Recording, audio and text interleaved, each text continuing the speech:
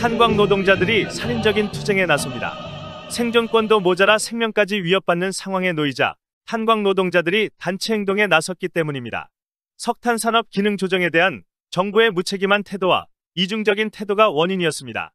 석탄공사노조는 지난 10일 정부의 일방적인 석탄 감산 철폐와 열악한 노동환경 개선을 요구하는 총파업 찬반 투표를 진행했으며 96%란 압도적인 찬성으로 총파업이 가결됐습니다. 이날 총파업이 결정되면서 구체적인 일정이 곧 나올 것으로 전망됩니다. 다만 이와 별개로 탄광 노동자들은 객내에서 농성하는 이른바 입갱투쟁을 준비한 것으로 알려지고 있습니다.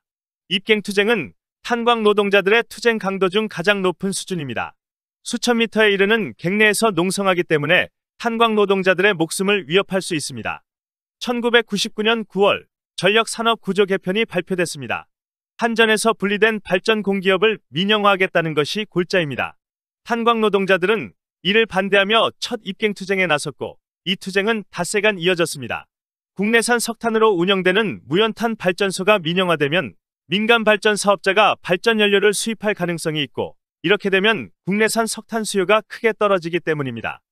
2016년 탄광 노동자들은 신규 채용을 금지하는 내용을 담은 에너지 공공기관 기능 조정에 반발해 입갱투쟁을 계획했으나 철회.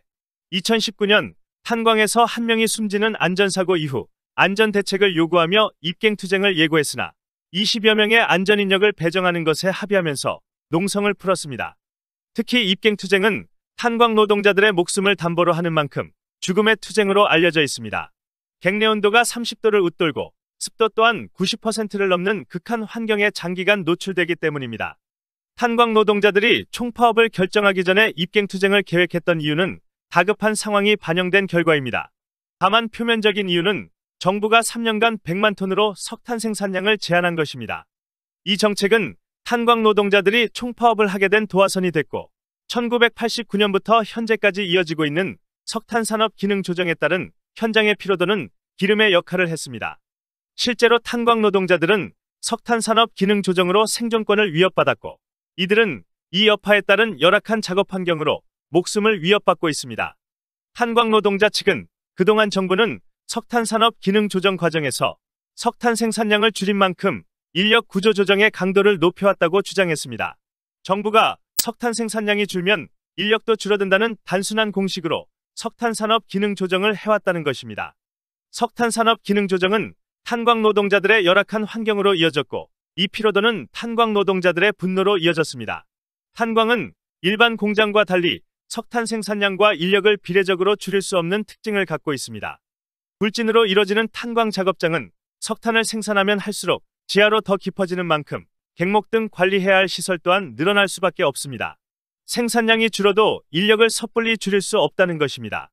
탄광 노동자들의 말을 빌리자면 3명이 하던 일을 2명이 하고 또 2명이 하던 일을 1명이 하는 상황까지 이어졌고 최근엔 1명이 감당할 수 없는 상황에 이르면서 현장 곳곳에 안전 사각지대가 발생하고 있다고 탄광 노동자들은 입을 모읍니다. 현재 석탄공사에서 운영 중인 탄광은 시한폭탄이라는 것입니다. 탄광 노동자들이 분노하게 된 것은 이것만이 아닙니다. 정부의 이중적인 행태에 분노하고 있습니다.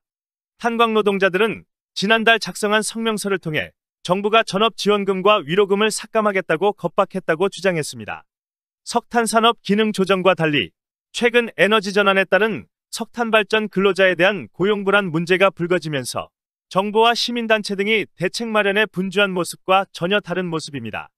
국내 에너지 분야에서 첫 번째로 이뤄진 에너지 전환은 난방연료가 연탄에서 도시가스로 전환된 것입니다.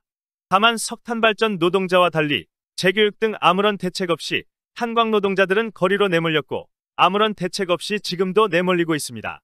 그러면서 탄광 노동자들은 성명서를 통해 탄광 노동자들이 생존권을 보장받을 수 있는 로드맵과 함께 탄광에서 노동자들이 목숨을 보장받을 수 있는 작업 환경 개선을 정부에 요구했습니다.